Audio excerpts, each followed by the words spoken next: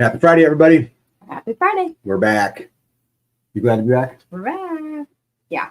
Yeah. There's no place like home. There is no place like home. And we had a great time in Dallas. We'll talk about it. I got the pictures for you guys. We filmed some, and this is actually in response to Kent and Paula, who talked about, well, my community speech. Will I do a video? I will. We filmed it. I just have to upload it and, go through, all those steps in order to get it up. We will absolutely get it up. And then also I've got another one coming up that is all online, a speech I'm giving at an event that I'll be able to upload. The good news about that one is it's already uploaded. I just got to do the event, right? So, but we are glad to be home. I got to tell you guys, Crunchy Mama Farms down there was incredibly hospitable. And we had a great time, met a lot of good friends, had some connections with some people even after the event, that text me or whatever it is. I really like how they had their setup.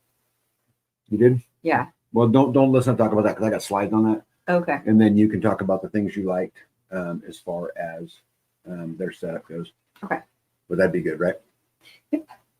Another thing I've been doing lately, guys, that I thought would be fun we can discuss a little bit tonight is, B and I have always talked about if we could find the right match that fit the right need, that we would consider, building a tiny house or whatever it is and having an intern or having someone come, live on the farm and help process food and tend to the food forest and the animals and all of the things that go on.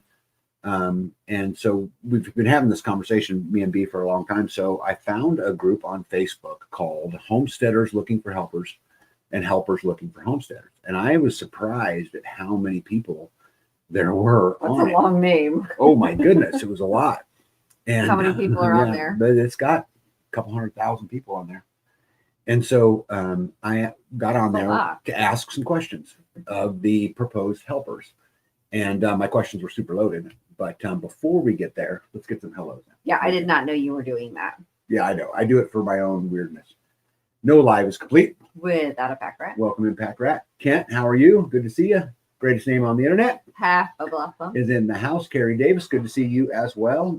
Deacon 1310, good to see you. Let's see here. Lisa's in the house. Good to see you. The beautiful Paula and her husband Kent are in the house. And they asked, will your community discussion be posted? How about that? Will your, in the audience tonight, will your community discussion be presented on YouTube so all can peruse the information presented? The answer is yes. Let's see here. Squatchy, what's up, buddy? Nitos, good to see you. I just talked to you like seconds ago. Let's see here. Bill Fallon, how are you? Good to see you. Jane Marie, hello. Grateful Hearts Ranch. And Mary Michelle, Jim Botho, good to see you. My buddy Mo's in the house, as always. Good to see you. Nostradamus, good to see you. Rhonda Benefield, hello. ACM Homestead, I hope all is well with you. Did you get your gates hung yet? Let's see. Stan Guthrie is here, as is Permatopia Farm. Hello, Mandy. Conserve Friends, good to see you. Barbara, let's see here. Oh, cannot forget Aljo's with Barbara. Welcome both, Aljo and Barbara. Terminator, good to see you, my friend. Let's see here. Redneck Tom, what's up? Good to see you. See here, Lisa May and the beautiful Louise Wesley is in the house. Oh, actually. Oh, Nito says, actually, you're talking to Bill. Okay. I kind of just lump them together, Let me see. My buddy Mario's in the house. How are you, my friend? We miss you guys. We got to spend we were so blessed, like in so many ways, our community rocks, the community close and the community afar. And so when we went to Texas, Life with Mike and Jen came up and watched the house. And so they got to do, the animal chores and had a load of hay show up they had to cope with. And, they got to visit some crazy. Yeah, they got to visit a little bit of crazy, but it was good. I'm sure. Grand Central Station. Yeah, they got to experience all of it, and I think that was pretty cool. But more importantly, they got to bless us, and we didn't have to worry about what was going on here. Yes, we didn't have to worry about the animals being loved and taken care of, as we want, right? Right. And so I cannot say thank you enough to both Mario and Jen, for their compassion, right? Their willingness to teach, willingness to learn, Their And, patience. yeah, patience, and just being our friends. It's really cool, really cool. So anyway, Lazy Loper, welcome in. As is Gypsy King, Jeff, Juicy, Hepsy, Lefty, Amazon, Mud Dog, or Slick, Phyllis in the house as well. So anyway, let's get back to Facebook. So this was a pretty cool gig in that I wanted to know from a helper's perspective, someone who would be moving on to somebody's land, right? What are their motivations and what would their expectations be For the helper? for the helper? Yeah. Because what I'm trying to understand is it worth my effort? Well, yeah, because what answers you were getting, I did not foresee them coming. Mm-hmm. What do you mean? Oh, you read some of them. Well, I just heard you guys talking about. Okay. And like one of them, you said they wanted you to, and I could be wrong here, but they wanted you to supply them a house, pay them a wage, and give them food. Yeah, that's there's some of that. Yeah. And I was like, what would they do for that? Hey, welcome in, Dave and Sonia in Michigan. There's a YouTube channel you guys should check out. One Step Closer. Good to see you. Let's see here. Conserve Friend says, let's see here. Only your two shoulders are showing. Screen vertical, not horizontal. What is going on? Oh, that's funny. Did that change? What is going on? I'm Conserve Friends. Thank you for that. Now I got to figure out how did I do that? What do you see right now, Conserve Friends? I don't want the horizontal one.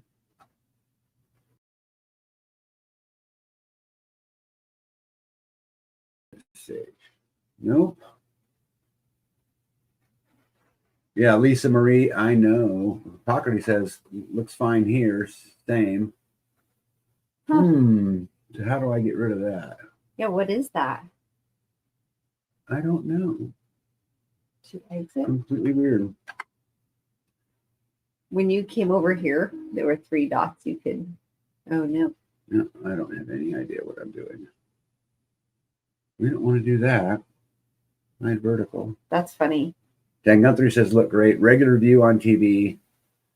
Can Squatch, welcome in. Says, I see 2 feeds in my notifications. My phone looks good, said Gypsy's Louise. Bad. Our TV bad. What is going on? So it works for some people. Yeah, for some people and not others. Wonderful. Is it like a Facebook thing? Is everybody on Facebook only sees shoulders and everybody on YouTube sees everything? Half Bubble Off Plum says, my screen was the same way. I went out and back in and now back to normal. Huh. So for those of you who are only seeing just shoulders, log out, log back in. No, that doesn't make sense. I don't know. Yeah, ACM says regular on TV, phone is bad.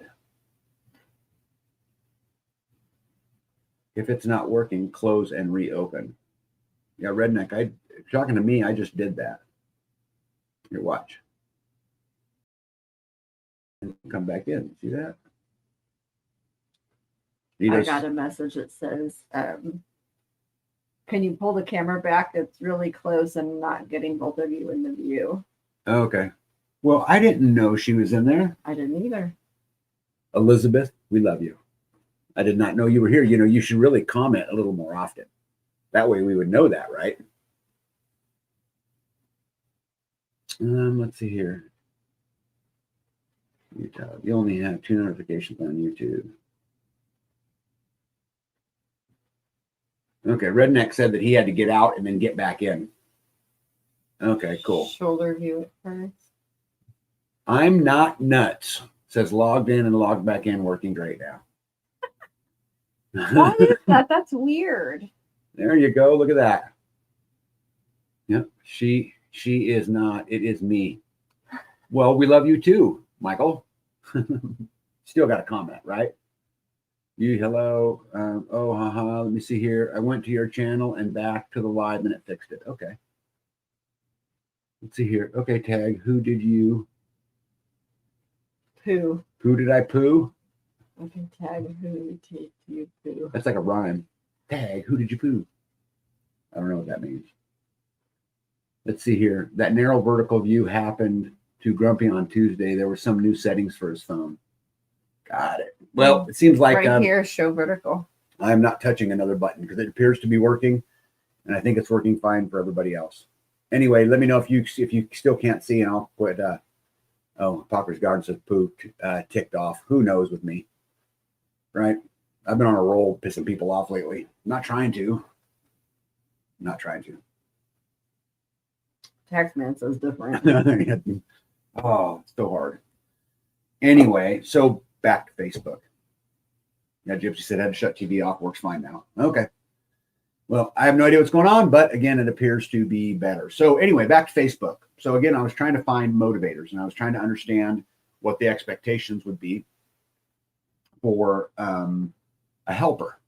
And I seen that Mandy in there asked what was the site, and it's called Helpers Looking for Homesteads and Homesteads Looking for Helpers. It's a Facebook page. It's the whole thing. Yeah, and it's fascinating. Like I've been reading a lot about it, and there's a large percentage of the helpers that think what's fair is for someone like me to provide a home, provide all the utilities, pay all the taxes, allow them to share in the produce, and pay them a wage.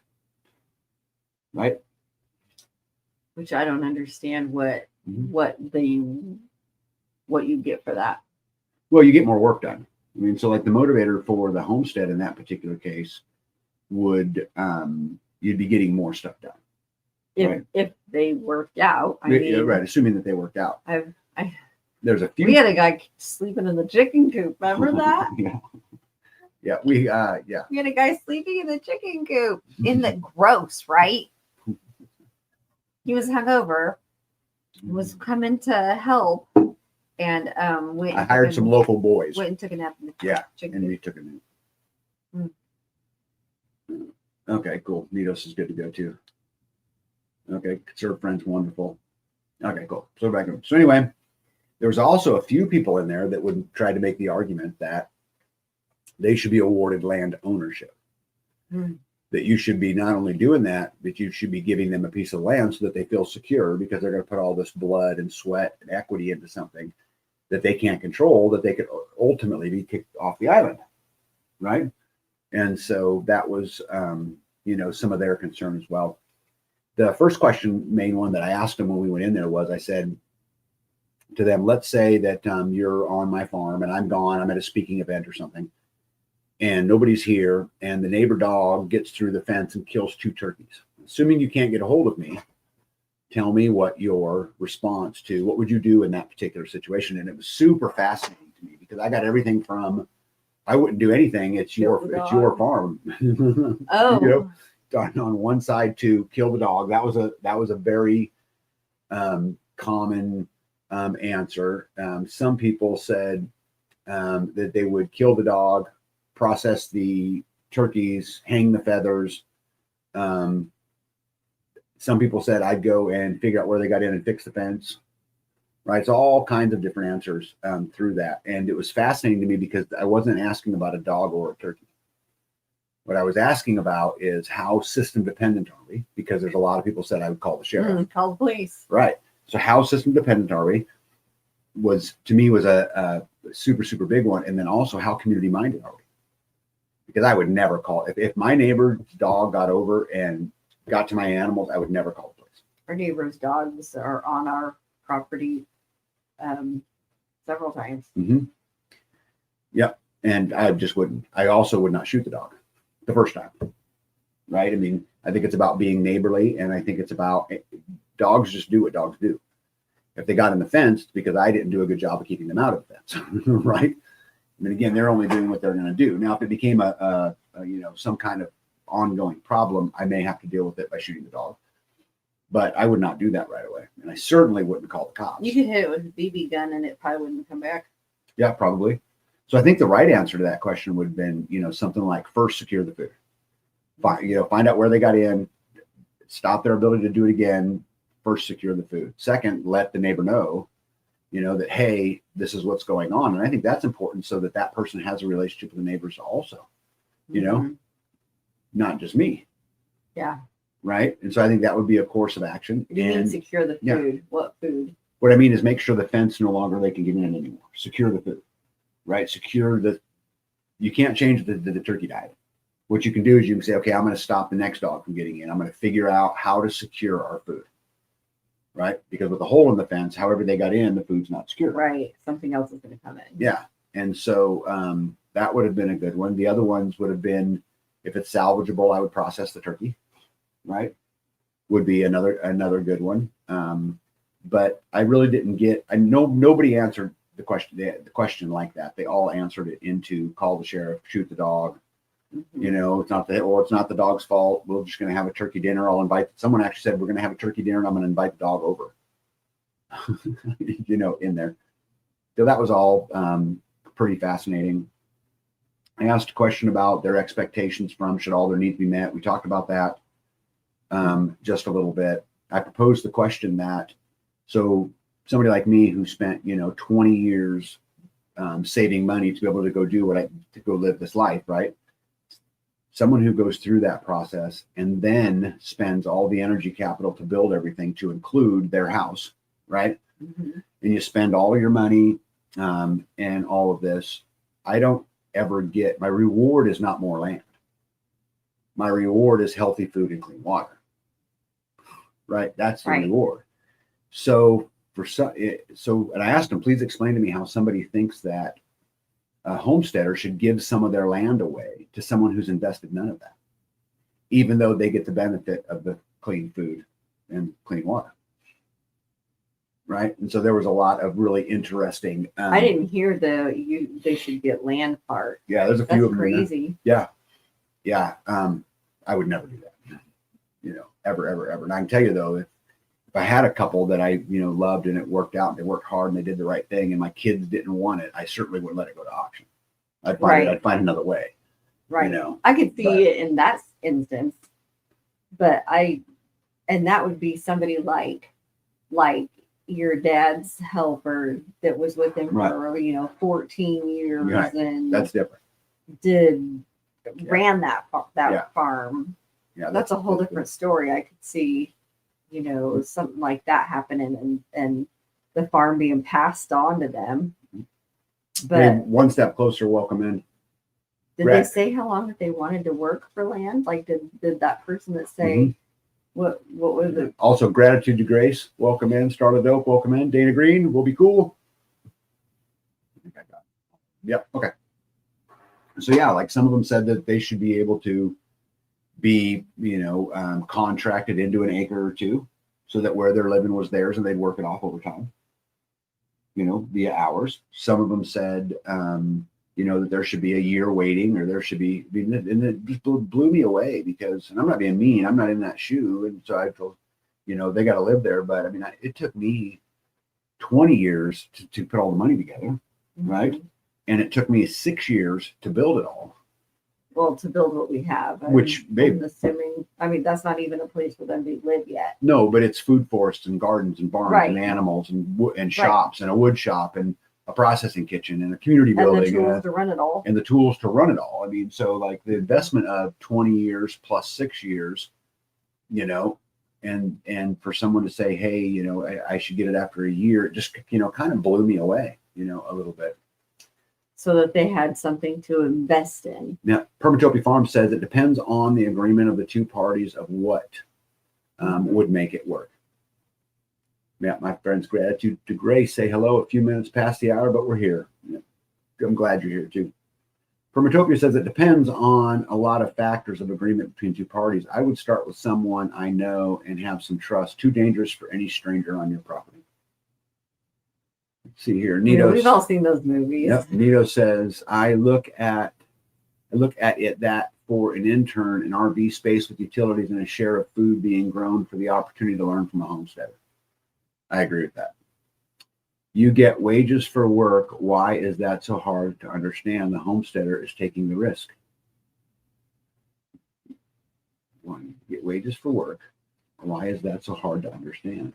I don't think it's hard to understand, but I think wages is an interesting word, right? I mean, I go out and move a ton of dirt so B can grow a garden. I don't get any wages from a money perspective, right? I get wages from a good food perspective, right? I could see if what he's saying is you pay them for their hours Mhm. and then they turn around and pay for rent. Mm. I don't see why you would pay them and then take care of all of their needs. Sure, friends, I like the intern choice as well, like Salatin's place. Yep, I have heard Paul Wheaton up in Washington have a program for that, but I'm not familiar with all the rules that goes with it. Knowing Paul Wheaton, I'm sure it's a great program. Yeah, I got a chance to sit down. I think he calls it he gave me a book on it. Anyway, I got a chance to sit down and talk to him a little bit about how it works. Kind of like what Joel's doing. Yeah. Internship. Yeah. You see, Starla says, people want to reap rewards without sweat equity. No go for me.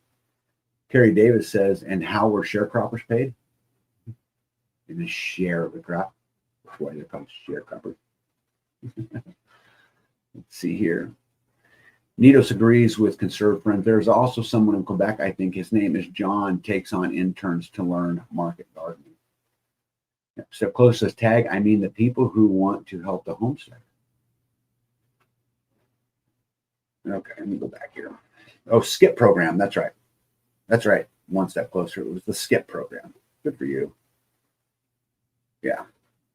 Let's see here. Hey, Indiana Mike, what's up, bud? Indiana Mike says, this is easy. There's an inside joke there. And for anybody who isn't laughing, you should be laughing. That's good stuff right there. It's easy. Appropriate rent is divided by appropriate hourly wage, hours worked per month. Yeah, what I was figuring, I actually did some math, Indiana, and I know this won't surprise you, but that I'm a little nerdy this way, but I went and figured out that according to the credit bureaus, you should have about 30% of your cost in housing. And so, you sit down and look at a 40 or 45 hour week, right? 30% of that be 15 hours. Right. So that would mean to me, it would make some sense to me that you would target a 15, maybe with the utilities, a 20-hour work week would be a fair exchange for housing and utilities. Okay. Right. I'm guessing a little bit here, but Gypsy says, I work for food. Yeah. Are you guys going to come over for Thanksgiving, by the way, Gypsy? No. Either not? I don't know. Oh, I thought you said, I don't know. I thought you said no. No, I said, yeah, I mean, we all work for food. Yep. So there's a long-term thing called woofers for trading, learning, for housing for a bit of a time. The thing I don't know about is the bit of the time thing. I really don't want to rotate through it. And what I really, in my perfect world, right, you would find someone you just got along with good, who could learn all the chores, learn how it all works. Make sure we have redundancy in everything, and you just live your life. And they get blessed with living a clean life, and we get blessed by having the extra help. But that's probably me dreaming a little bit. Tulip Little Angel, how are you? Said, why not ask Joe Salatin if any of his interns are interested, and then you can interview them. They already would have some experience. I think there'd definitely be some kind of interview process. Mike says, it comes down to agreement on what fair compensation is for trade of time and perks. Yeah, Indiana says, appropriate wage to be dictated by skill level and efficiency. Yeah, I'm not even so much even considering skill level at this point. I'm just trying to figure out what are the economics. If you found somebody who wanted a homestead, who, like most people who are starting homesteading life, would come into it with a very little level of skill, in my opinion, right? Would be wanting to, grew a garden in their backyard, maybe had a few chickens, but efficiency, I don't think certainly should be in there. Those who have been able to do it successfully, I bet, have very detailed written agreements. I agree. There have been discussions over the years about even the terms intern and apprentice. Mm-hmm. Hey, Randy, welcome in.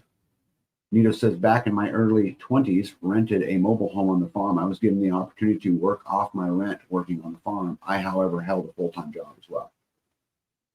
And maybe there's something to what Nitos is saying right there. Maybe you actually create, and it's a rental, and they have the opportunity to work it off at whatever agreed to hours And if they don't get there, then they owe you the money. Gypsy said our granddaughter invited us already. Oh, cool. No, that's way more important anyway. Way more important. Okay, Jim Botho says, I would love to stay out there and I'd love to work all day. I just can't convince my husband yet. It's a lot. And I know there's a lot of really good homesteaders in the audience, tonight now, but anybody who knows it is a lot. We joke around a lot about, nothing we do is hard, but everything we do is impossible. And there's no single task that goes on in the homestead that's particularly hard.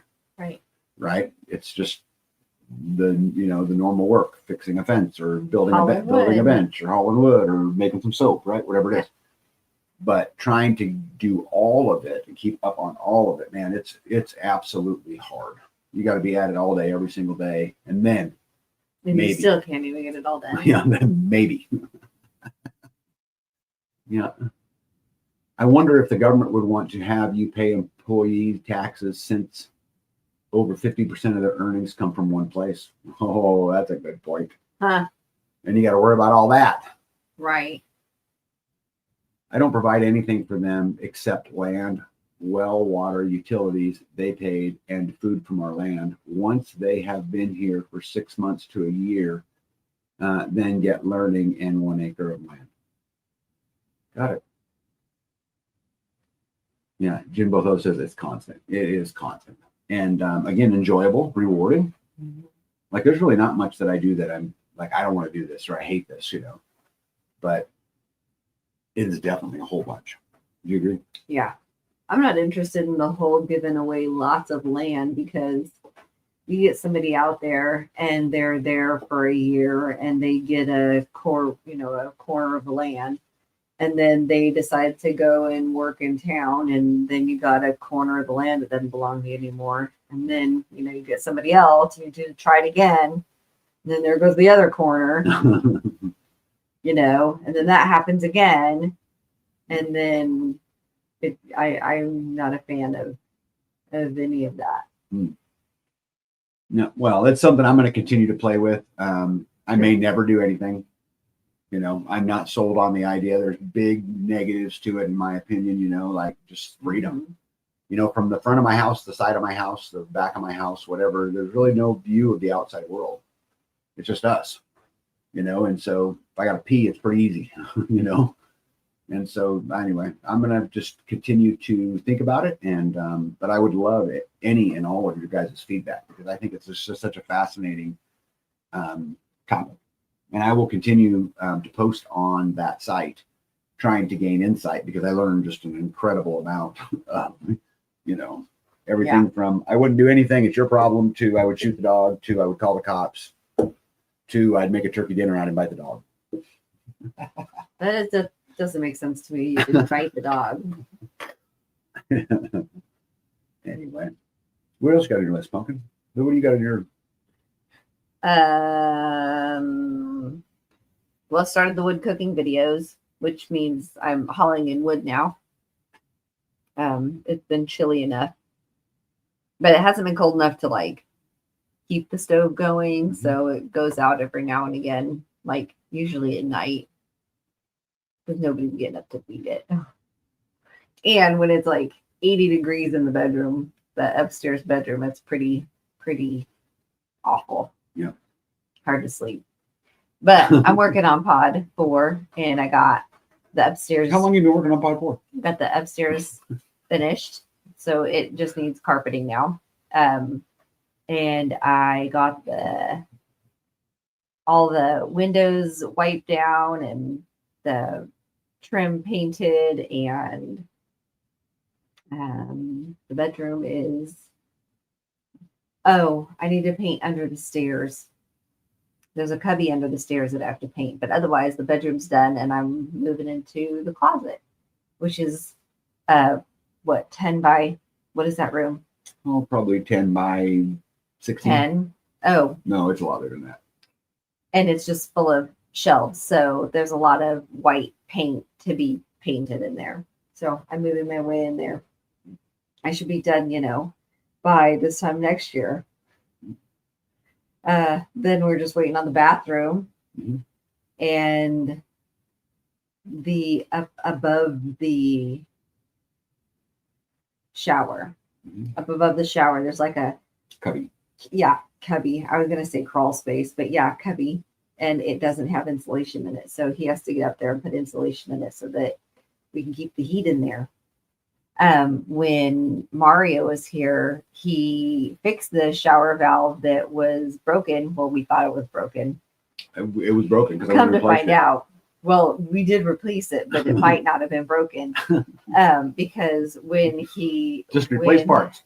when Mario put water in the pipes on that side of the house, he found there were 2 water leaks, apparently, like from pipes freezing, I guess, because we had just like closed off the whole pod and we were like, well, just don't go over there in the wintertime. Well, 2 of the pipes froze, and when he put water in the line, it like showed itself. So we're thinking that it might not have actually been the valve that you were having trouble with. It could have just been water coming through the. Did you come up with that all on your own? No, I asked him. Okay, well, when you turned the valve on, it was leaking out of the valve. I couldn't make the valve stop it, which is why we replaced it. Are you sure it was the valve? Because Oh it could have been goodness. coming out of, the pipe that had the crack in it that was behind it. Yeah, 'Cause so it's not like it was tiled all the way up to the. No, they leave like parts of the wall untiled, I love and you. then they just stick a love sticker you. over it. I love you. I want to spend a day in your world. That would be just a fabulous place. It's amazing Mm-hmm. the stuff that they do. Carrie Davis said that Airbnb with farm experience. Mm. Permatopia says, B, that would be someone I know, not a stranger. Gratitude to Grace says there would have been clear expectation on both sides. I don't think it should include ownership of anything the owner has, intern, employee, etc., not partnership. Mm-hmm. Not partnership. My neighbor has a farm sitter from time to time. Might be better. Well, it wouldn't really achieve my goals though. I can get a farm sitter super easy. We got a big enough community. We've had many people come over and help and take care of the animals or, whatever it is. That part's, pretty easy. Let's see here. Pumatopia says, question, I have a 100-foot diameter pond full of turtles. I'd like to bring in some fish. How do I get rid of the turtles and keep them out? You kill them. And that's the problem. There's, There's a lot of turtles. Well, you can collect them all and then give them and make them someone else's problem, but that's not a real solution. So You can sell them on the internet. I'd be right up there with a pet rock business. People buy that stuff too. You never know. People buy some weird stuff. And sometimes water that has a pipe that has a hole in it, instead of going out the hole, it stays in and runs in through the valve. Crazy how it works. It is. It is just remarkable. Mario's in here. He knows. Are you asking for him to come to your aid right No, here? I'm just saying that, water lines, when they break, they Mhm. leak. No. So, What you got next on your list? um, This water line. I know. At least it wasn't like a crimping problem, right? Like uncrimped water lines. You guys remember Mike says that means you're both right. Okay, so you guys remember the movie Oh Brother, Where Art Thou? Yes. The one guy says, who elect you leader of this outfit? And then George Clooney says, well, Pete, I figured it would be the one that had a capacity for abstract thought or something something like that. And then he says, well, I'm voting for me. I'm voting for me. And they look at the other guy and he goes, I'm with you fellas. I'm voting fellas. What was that guy's name? That'd be another good nickname for Mario. That's right. Yep. All right. Well, you want to go through your pictures? You have a bunch of the same stuff that I have. There you go. Mike says the valves were bad and you had pipe leaks. I liked my version of the story, Mario, much better, just so you know. I was into that. Mm-hmm. Yeah. All right. So you got nothing else on your list We were both that's right. not already in? Oh, let's talk about Thanksgiving. Oh, well, we have. I'm glad I'm in charge of both of our lists. It's really Yes. important. Well, you were the one that decided that we were going to have Thanksgiving at the community building, or the warehouse, formerly known as the community building. So we invited a few friends. Actually, we invited everybody that we know to come to Thanksgiving Mhm. at the warehouse. So we have 9 people. I And that's think, so everybody we far. know. Well, that are coming, that have nowhere else to go, that they're like, hey, we'd love to come spend that time with you Mhm. watching football. Or whatever. Well, I'm sure football's going to be on because Kind of a tradition. we're at the warehouse and there's a TV and football plays that day. So Yeah, we might have some. that will be what will be on. Yep, I'm excited about it. Did you invite Russ? No, but I will. Make sure you get that done. Yeah, we just thought that we would, for anybody who didn't have somewhere to go, that we could have. Yeah. That'd He says, be cool. we should do something for Thanksgiving. We should just go ahead and do a meal. Mhm. I'm like, okay, sounds great. Let's do that. And then I tell his mom, and she's like, I'm not going to that. I'm like, okay. Randy says B's on a roll tonight. I think she's feeling really great tonight. Mm-hmm. Oh yeah. I'm feeling really great. Yeah. All right. So what else for Thanksgiving? Anything? Nope. Okay. Well, I'm looking forward to it. I'm looking forward to. I like Thanksgiving food. There's something pretty hard to beat: turkey stuffing, Potatoes, gravy. over everything. Yeah, that's Tater tot casserole. Yeah. No, green bean casserole. Yeah. Mhm. fresh baked homemade rolls, homemade pies, right? Some of that. Some of that. Pies. So you guys know from the sales world, what I just did right there was what's referred to as a trial close. Trial close. Well, it is. Yeah, Starla says squash dessert for tag. Nope. Hey, Romans 828 girl says better late than never. I'm glad you're here. Hello. No. So anyway, guys, as you guys know, we went on November 15th and 16th. We went down to Texas and went to Crunchy Mama Farms. And I spoke. William Bond was there. Which was really cool because that was the first time I'd ever seen him Speak? Yeah. Well, you have never really traveled with me, so Right. there'd be a lot of people you haven't heard speak. A lot. The chef, what was the chef's name? I don't remember his name. He's on the expert council for Jack Spirko. Remember his name? Chef Ken. Chef Ken. Yeah, he was down there. He was a pretty interesting guy. Ken So Daniels. yeah, so basically they made some homemade pumpkin pies with the chef and Oh, and they did were some- they were delicious. yeah, there was 3 different kinds. Like one had eggnog, whipped cream on top, cool whip something. And then one had like some kind of greenery in it, like not kidding. Oh, like look at that. pine needles good or timing. something. Yeah. Hello from Dallas, Fort Worth. Well, hello. Where we got some rain, really needed it. Yeah, we weren't very far from you. Just not very long ago. This storm right now is pretty big. There's yeah. a lot of people getting rain. We had a super good time. I'm hoping to share some pictures with you guys. So Crunchy Mama Farms, what they're really known for is, be the butcher, right? And so people pay and they come in and they'll butcher and, an animal and they'll learn how to do all of that. They've got a beautiful processing kitchen, Mm-hmm. right? There's some things in there I would have loved to have here at the homestead, and some things we'll eventually have, like the cooler. Yeah, a great place to like hang it up, like Yeah. the animal up. Yeah. Not like a bird, but Yeah. like a cow. Yeah.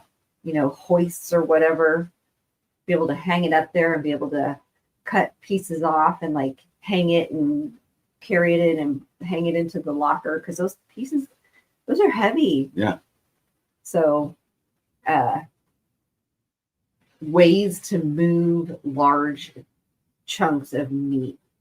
It was nice to be able to see that firsthand. Where they I don't know if they kill it there, but they cut it up and then move it in, and then them carrying the tables out like the double doors. Mhm. So he's like, let's take the tables out and wash them down. So they literally like open these doors and there's people carrying tables out. They like hose them all down, sanitize them all down, and bring them back in. I'm like, holy cow, they're like little ants. Just everybody, doing what needs to be done. This young lady says, I've been texting you, Tag. I'm the one that gave away all my quail today. So the city that she lives in has a mandated to her. She could only have, like, I don't remember the number, 12 quail. And so she had to get rid of all of them because the system says that she can't raise her own animals on her own property and her own things. And so she actually had to get rid of them. That's sad. That'd be super hard. Yeah, they know better. Yeah, that'd be super, super hard. So that's Bartertown when we were there. That building that's in the background back there, that's their processing kitchen. And it's a beautiful place. But what you see going on is Bartertown. They've adopted Bartertown from the early days of Midwest preparedness. And it was actually fun. They really kind of have taken that whole tradition on their tribe days. Right. And it was fun. I didn't barter for anything. Did you? I got bottles. Bottles. You didn't bring Like any up to show, flip did top, no. You're prepared. No. Like that you would put kombucha in, like flip top lid bottles. Yep. I think I got 8. Yeah. I pretty much sat. That picture that I took, I'm sitting on a trailer, just kind of watching it and, in kind of an awe because, Bartertown began many, many moons ago when I was still involved with the Midwest Preparedness Project. And, it's really grown. And I think it's really cool that it, touched another community. But, for me, this was fun because I got to go visit another community. And they're very different than us. There's, they have big advantages over the community here. And we have big advantages over them in a lot of, ways as well. Yeah. One of the things is they're younger than we are, right? They have a lot more kids.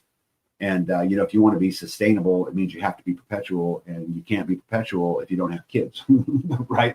If you can't, pass it on. So that was a whole bunch of fun.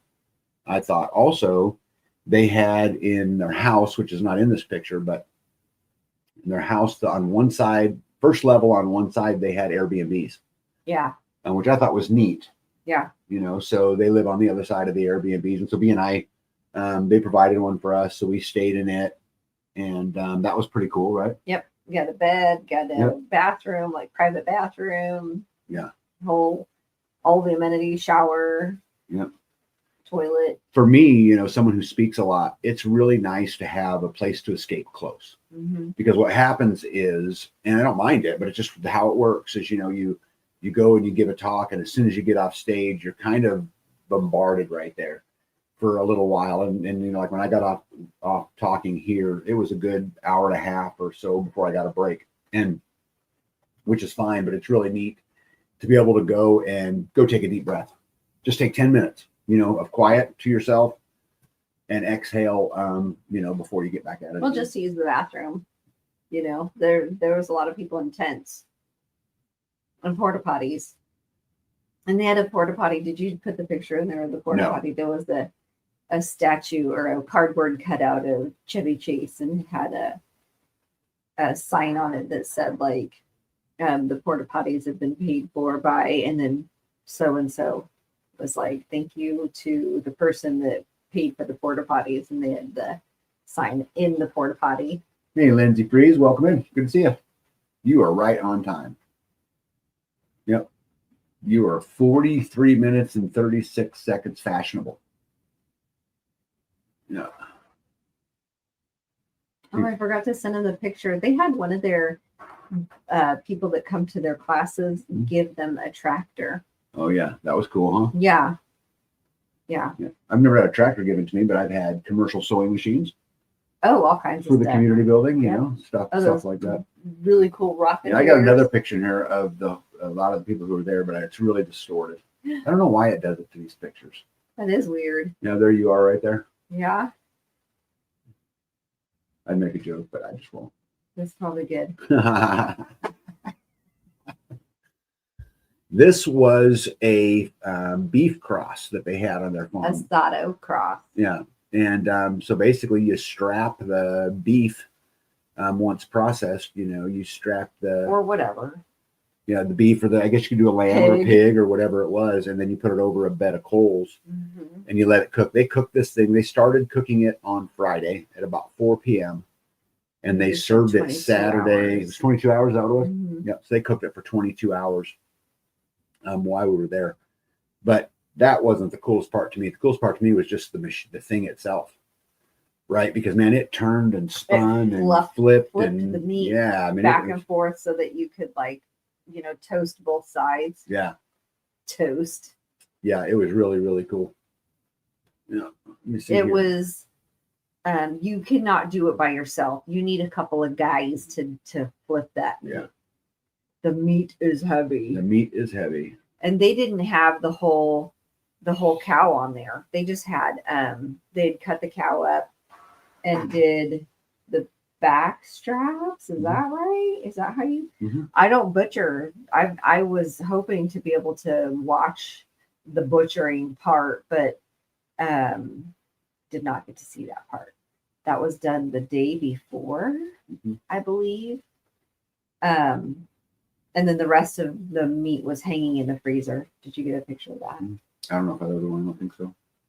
So Yeah, our the plan, pieces that they had on here were D-Doll, our plan for Thanksgiving is to spend it with the community, whoever is there, and then also our families and whatever, and just Yeah. have a meal and try to start about noon and be done by 4 or 5, and sit on the couch and enjoy the rest of my day, and then go take a nap. and go take a nap. That would be good. Yeah, I'll get up at 6 Right. and I'll start the turkey and Yeah, Nito said they would need to be larger or they would be a meal, but I will say left to its own, it will develop its own ecosystem. The problem is that it's pretty small.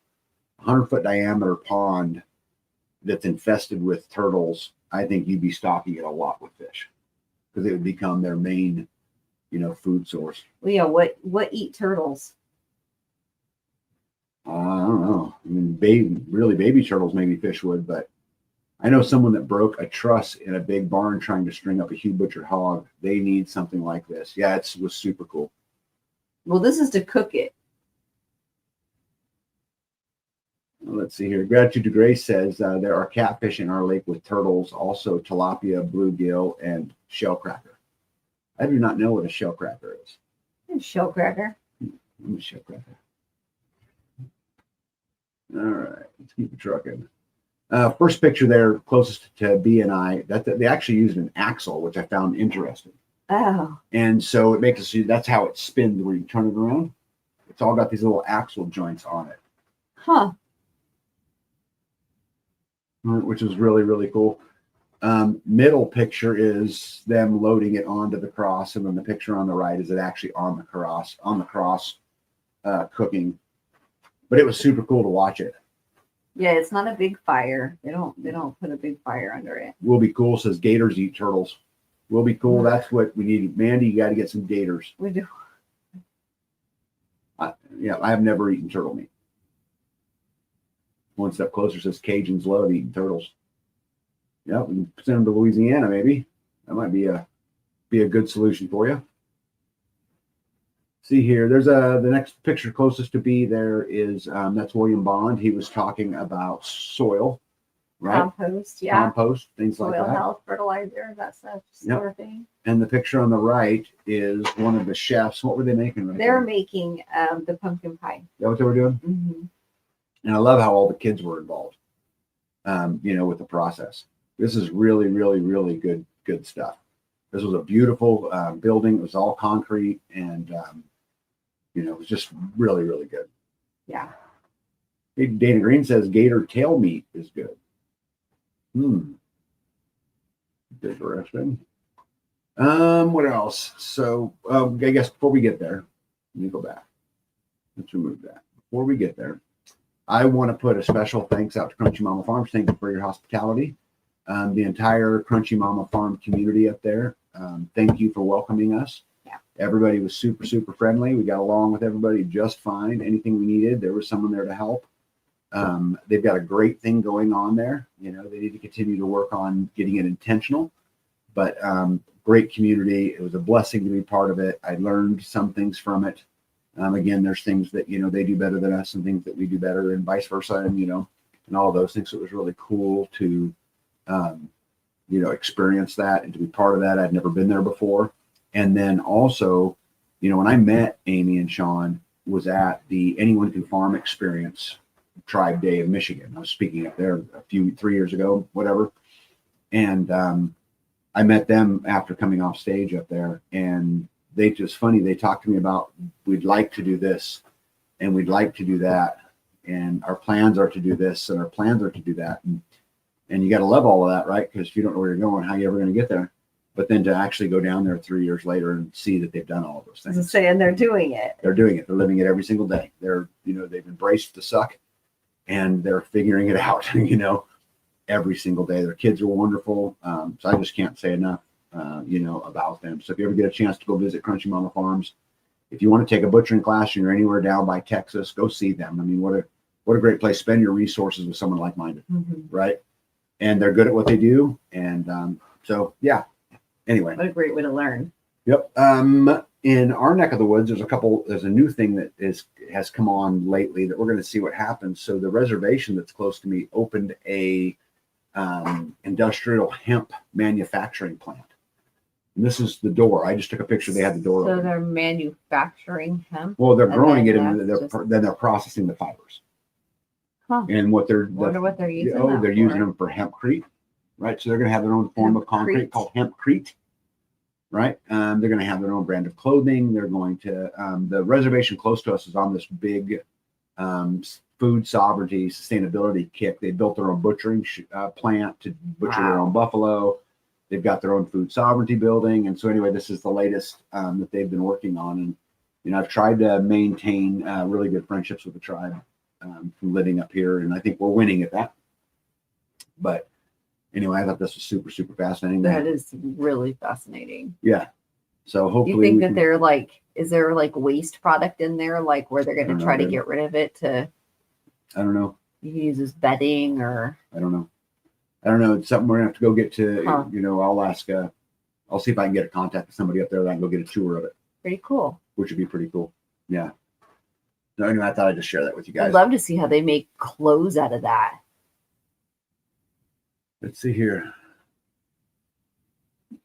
Vidal says you can buy hemp seed at a local farmer's co-op. I did. What did you do with your hemp seed? Gratitude for Grace said, embrace the suck. We are taking your advice and doing our own floor tile. Hey, underlayment goes down tomorrow. Wish us luck. No luck involved. I wish you great success. You got it. Yep. So gratitude to Grace. I met, they've been part of our channel since pretty much the beginning, but I met them face to face for the first time when I was speaking in Tennessee earlier this year.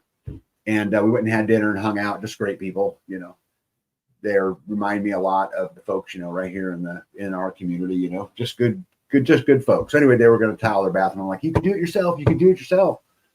And so it's great to say, we are taking your advice and we're doing our own floor tile. Victory. Yeah. So pretty cool. Stan Gunther says, I want to put hempcrete in my cabin. I'm looking forward to seeing what it is and exploring it. We shall see, right? Let's see here. I think she's got a problem. Is that me? Yes, that's you. But look at all those birds. That's not a problem. Yeah. That looks great. Yeah. Everybody looks fine. Yeah. What's the how problem? many different species, breeds, and types of animals do you see in this picture? 3, No. 4. Well, I see goats, Okay, 5. turkeys, geese, guineas, 5. chickens. Do I see any cows? No. Yeah. No dogs. I think she's got a problem. That's what I think. I think that looks like a farm. We have a farm. Mm-hmm. You got something. Yeah, the gate was open and they were like, let's wander out this way. I was trying to get them back in. Planted it, but was told by the owner to dig it up because he didn't want visitors to claim that they were growing weed. People are stupid about plant classification. I agree with that. Huh. Permatopia says, wow, that's a lot of animals. I have only 9 chickens. Oh, Bandy, I'm going to tell you something. I have 9 chickens. My wife, D, 9D. I have 9 and then another 9. Probably a couple more 9s. Oh, and I promise you, half of her birds aren't even in the picture. They're running around somewhere else doing something else. But I pulled That's the up. majority of them. Yeah, I don't see any cows, and I don't see the dogs in there either. And I don't see all That's of the only goats. 7 more lives that are not in the picture. Yeah. Dana Green says, how many going to freezer camp? Well, she just butchered. How many did you just butcher? Like 13. Yeah, she just butchered 13 of them that are already in freezer camp. And I'll actually show you what she did with them here. I got a picture. These are all girls with a couple boys. Now, D-Doll says, that not much poultry. No peafowl either. Right. It's just always sticking together, aren't you? No, just agreeing. I mean, No, and that's what she did with the ones she butchered. Right? You want to tell them about what you did? I had a couple of turkeys and several chickens, and instead of trying to keep them all whole and using up the freezer space, I cut the wings off and stuck those all in one bag so that I can make like chicken wings. And then I put the legs in a bag, and then I took all of the breast meat, all of the other meat off, and put it all in a bag, and then I ground it up and put them in little 1 pound packages so that when I'm needing white bird meat, I've got it. I've got ground meat, I've got bone meat, I've got breast meat, I got whatever meat you want, baby. Yeah. So she took the turkey and the chicken and ground it together. Yep. Yeah. And I think I got 13 1 pound packages. Yeah, Nito says, I have about 45 chickens. Then we have wild quail and doves that hang around. They're wild. Mhm. Do you feed them? I'm waiting for B to tell me, oh, no, that's not my turkey. That's a wild one. No, that's not my chicken. That's a wild one. That's how you could hide more in there, right? If you claimed half of them were wild. Well, I mean, I don't know. How did you They all look like processing at the community building? This is really the first time you've been able to process down there. Yeah, it was super easy. The grinder worked fine. I ended up using this as a grinder instead of the big grinder. I couldn't lift the big grinder by myself, and I didn't want to bother you. I knew you were in a meeting.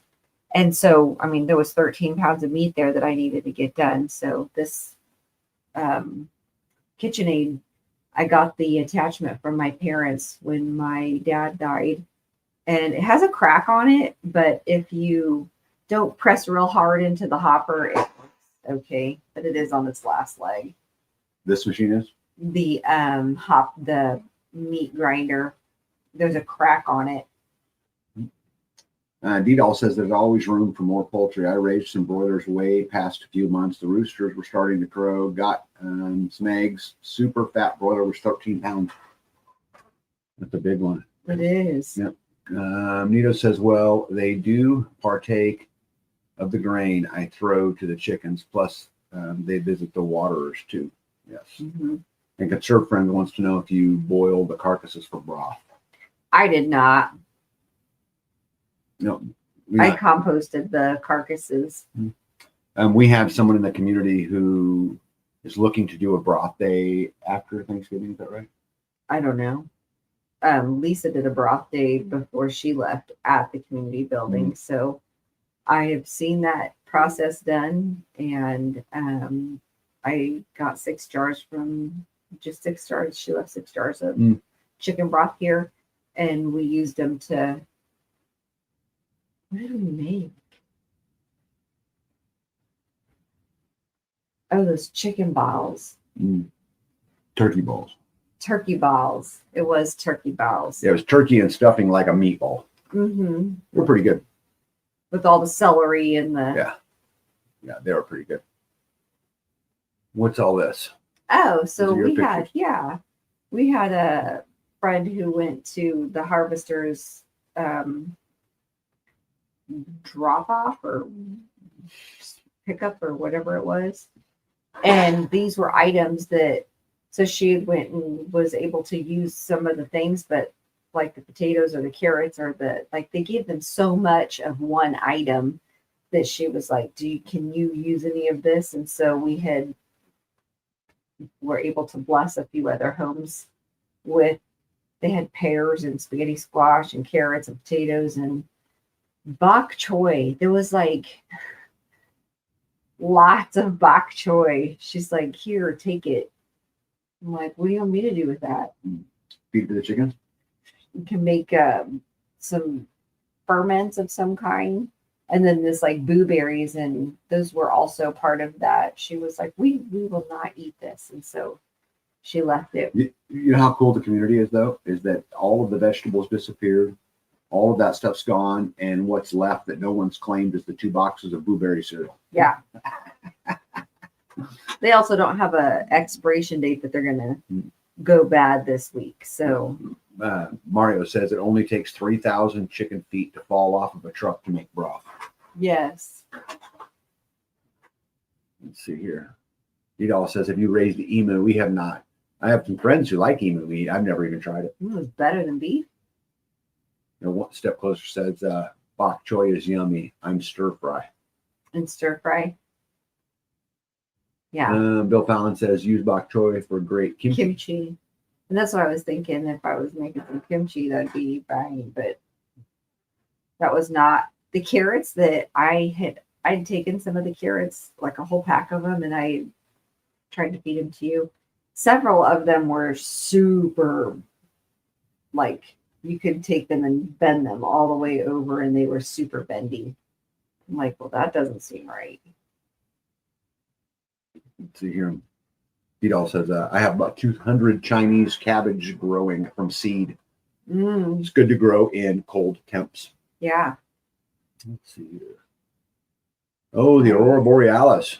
Yeah, these are pictures from crazy. Around our neighborhood when it happened. And I've never seen the Northern Lights down here before.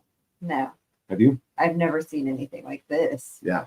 And what did you think about all that? I thought it was freaky. Mm-hmm. It was very eerie. Mm-hmm. Yeah, and B had asked me what the why the colors are different. And it's because of the oxygen level at a certain altitude. And so, well, yeah, there's like bursts of different darknesses and brightnesses. And yeah. So I was like, oh, so does that, light spot right there, does that mean that there's more oxygen there? Less oxygen? Yeah, well, there's more oxygen the lower it is. So the greens, right, that are at the bottom down there have the most oxygen. And then on its way up. But how beautiful is that? It did feel heavy. The air felt heavy. Yeah. Yeah. We did not experience any electrical problems because, this is all part of solar flares and stuff like that.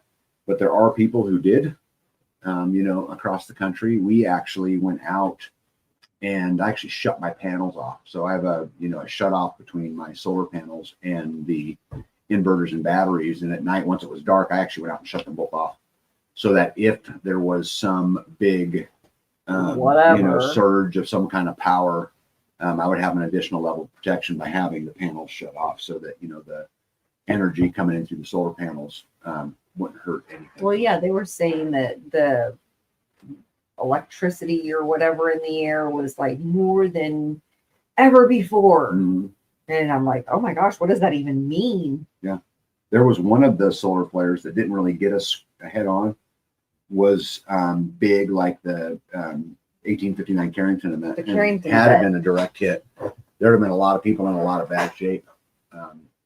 Good news is we can do things about it to protect from it. But I could hear like ringing in my ears. I could feel like the electricity. I could sense it. Yeah, it is absolutely beautiful. I think I got one more picture too. Yeah, there you go. It was just crazy. Look at how fake that looks. It's so bright and so colorful. It looks fake. It's not. Yeah. Roman says, God put on a laser light show. How awesome. Yeah, it was just absolutely beautiful. I really enjoyed it. Thought I'd share a picture. I have a granddaughter in my life who wanted a new bed with a desk. And so I spent a week building her a bed and a desk. Right? Yeah. And so it's got to be painted now, but it is all constructed and all the drawers work. And you're gonna go deliver it. Yep. And I'm going to go deliver it. Or I'm going to paint it first.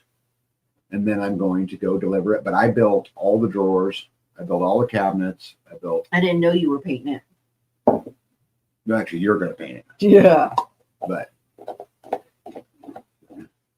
the plat says, I'll paint it for her. don't miss the conditions I had to witness them in.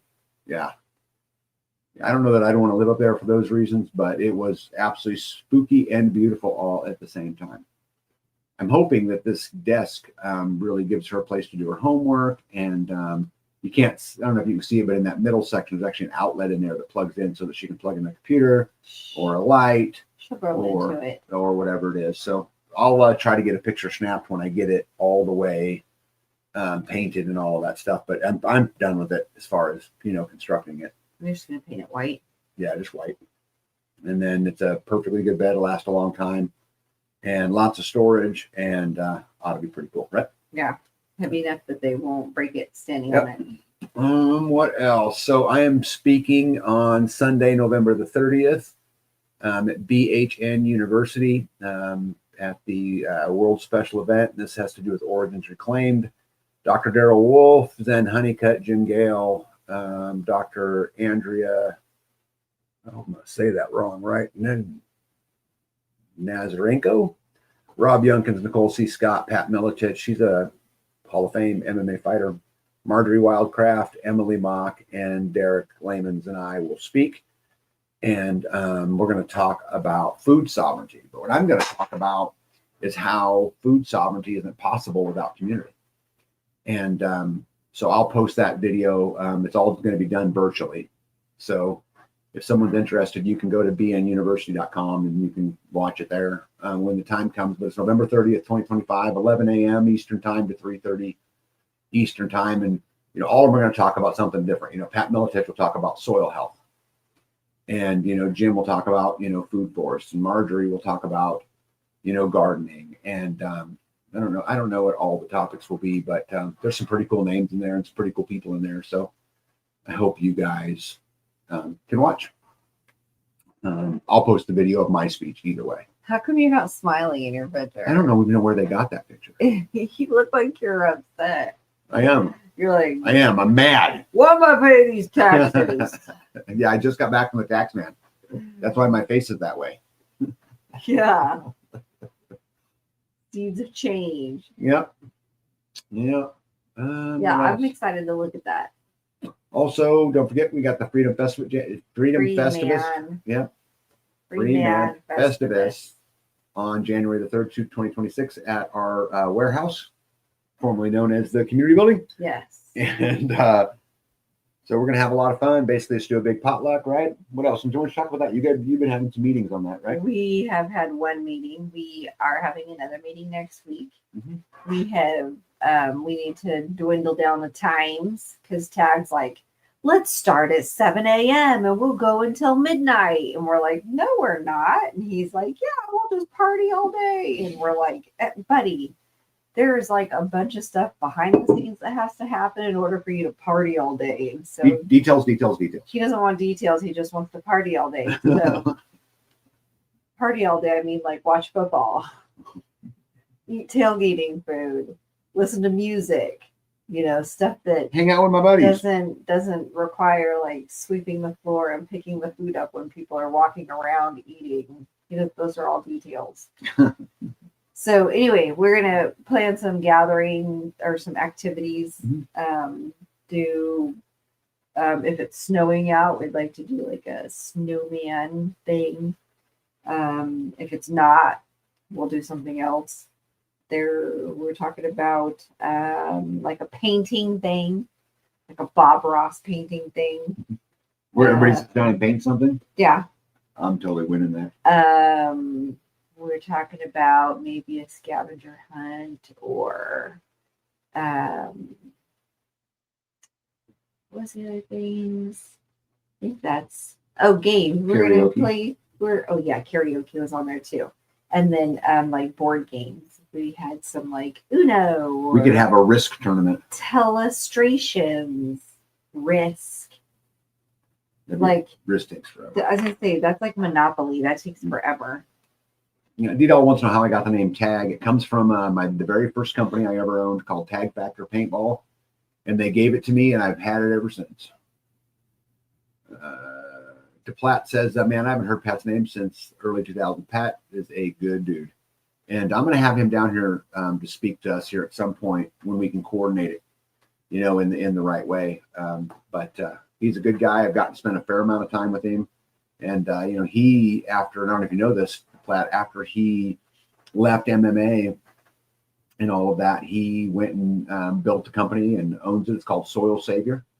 And they go out and they heal poisonous, toxic land. Mm-hmm. And how cool is that? yeah, so he's really into the land movements. And so it'll be interesting to hear him speak as well. Was that picture taken after your house was upgraded on its quality? What, this? They're talking about Yeah. the picture of me right there. Oh, yeah. Yeah. So, Yeah, it was, just it was arbitrary decisions that yeah. our county makes. Yeah. It was something like that. Man, that is. But I really appreciate, Gypsy, you reminding me of that experience. Mm. Just have to tell you, I'm very that's great. Yeah, DePlatt says, wow, I was unaware of his new career. That's really cool. Yeah, look it up, soilsaviors.com. It's cool what he's doing. Yeah. Mario says, Tag, touch and go. It explains how Tag likes to introduce people. Mm-hmm. Touch and go. Yeah, I've been accused of my name meeting touch and go before. Yeah, Gypsy says, my pleasure. Yep. That's what you get when you got buddies, huh? Gypsy. So you want to got anything else on your list I didn't cover? You want to do some good news? You go ahead. Oh, you got wood cooking videos. Yeah, I said that. Did you? I said I started the wood cooking videos, which means that I'm hauling in wood now. And Yep. it's like monotonous. Yeah, Something that has to happen. She did a wood cooking video from Crunchy Mama Farms when we were cooking that. Oh, we're yeah. Right? Did she do one? Mm-hmm. Yeah. The Sato Cross. Yeah. Yep. And that was the first one of the year. Talked about it. Yep. So you got to do a wood cooking video. Didn't have to do the talking. Yes. You like that, huh? I do that often. Do you? Like, what do we got here? And then bring somebody else in. Yeah. All right. Want to do some good news? Sure. All We right. got it 10 minutes. Yeah. Did you guys know that I'm assuming you did, that there was big, massive internet outages this last week? And it was interesting to me how they tried to explain it. There was a lot of people with a lot of different answers, but a couple of them said that it was the AI did it. And I found that to be interesting, right?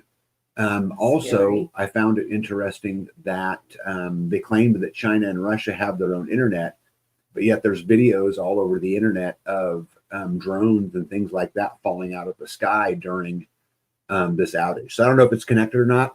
I actually don't even really care if it's connected or not. But it does seem, I don't know if you guys have noticed, but it does seem the internet outages are becoming more and more often and more frequent. Just in October, on the 20th, the AWS outage was, on the 29th, the Azure outage, and then on November 18th, which was the Cloudflare outage, which knocks tons of people off the internet. And, you need to think about this if your business depends upon it, right? I mean, how does the economy continue, go on if you can't, transact business and you can't do those kinds of things? So, I only really bring this up just to tell you guys, don't let yourself become 100% dependent on anything like that. It's okay to be dependent on it, right? I have companies that, use the internet exclusively, but obviously I have other things out there that make it to where I can withstand too, but don't put all your eggs out there in the internet world, because I think that's a dangerous place to be. What do you think? I agree. You agree? You got anything else to say besides that? Nope. You sure? Dilly. Stop using Facebook Messenger, Instagram, and WhatsApp from December 16th, 2025, or you'll face your private comments in court one day, says the White Rabbit podcast. So apparently Facebook, Messenger, Instagram, WhatsApp, and many others have decided that in their new privacy policy, they'll begin collecting your private messages. So, when you message somebody. Yeah, but my private messages are like, I love those boots. Where's pickup? Yeah. Well, for you, but there's many people in this world, that's their primary way they communicate now, is through direct messenger. So I always tell people, don't put anything out there you wouldn't want your mom to see. Oh, But, well, yeah. and I'd be perfectly happy with my mom seeing any of my messages. David Jones reported that anyone using Gmail, that you have been automatically opt-in to allow Gmail to access your private messages as well, and attachments to train AI models. So what they're saying is that they're going to use your private messages in a safe way. Don't worry, nothing's going to get out. They're just going to use it to train AI models. Yeah. You have to manually turn off the smart features in the settings menu in 2 separate locations to get out of it. It's amazing how that AI, I didn't realize how much people use that. Oh my goodness. That it's crazy. Did you know it's changing the face of commerce? You know why? What do you mean? So it used to be where you could use paid advertising in marketing. So like you could pay like Google, right, or Facebook or whatever it was, and you could work on getting your rankings up for your website and all that stuff. But what happens today is people go to AI and they say, like let's just pick on EMP Shield for a minute. They'll say, what's the best EMP surge suppression device? Right. And so what AI is going to do, it's going to generate an article and it's going to say there's lots of ways to deal with it. You can use surge suppression, but what it doesn't do is direct you to a website. When previously what would happen is you'd spend ad spend, someone would go to Google and say, suppression devices for EMP, and it would direct you to individual websites. So you could, as people got to the website, you could, sell them products, you could do those kinds of things. But AI is kind of making the ad spend on Google and Facebook not as valuable anymore. Huh. I knew you already knew that though, right? I did not. I'm learning all kinds of things about AI. I know, right? Let's see here. The government's attempt to censor the internet isn't working. And so they sent in the Karens to spread the fear. We cannot sacrifice one more child to online harm. So we are asking the government to retable Bill C9 and rename it the Online Safety Act. Politicians are asking that we censor the internet even more in order to protect our children. Right? And that's funny how they always do that. Yeah. Always, want to point out the weakest among us. I just don't buy it. I don't know if you guys are, let me read it first. The entire UN 2030 agenda rests on one cornerstone, your voluntary adoption of digital ID. As Whitney Webb, and anybody who don't follow Whitney Webb, I would encourage you to do it. She's really smart. You can find a lot of her stuff on YouTube, a lot of her interviews. If you don't know who she is, I'm telling you, go check her out. You ever watch Whitney Webb? Mm-mm. You really need to, babe. Really smart lady. Young lady, too. Anyway, as Whitney Webb powerfully argues, they are investing billions to sell you on its convenience, right? Hey, I'll pitch it as the solution to illegal migration, voter fraud, and cybercrime. But this is a sales pitch for a surveillance prison. Digital ID is the essential key that unlocks programmable, surveillable central bank digital currencies, the framework for a social credit system, predictive pre-crime policing, and pre-pandemic healthcare mandates. They learned from the vaccine passport rollout, the strategy is the carrot, not the stick. Making compliance easy and resistant seems inconvenient. They want you digitally dependent, isolated, and connected only through the virtual world they control and create, I would add. Mm-hmm. But their greatest fear is non-compliance. The power remains with us. We must build resilient real-world lives and communities that function outside of all of this. Right? And what she's saying is what I've been saying for years, which is community is the great isolator. Insulator. Right? It can't, through it, we can insulate ourselves from a lot of the world. Let's see here. Nito said, I found her info very informative. Yes.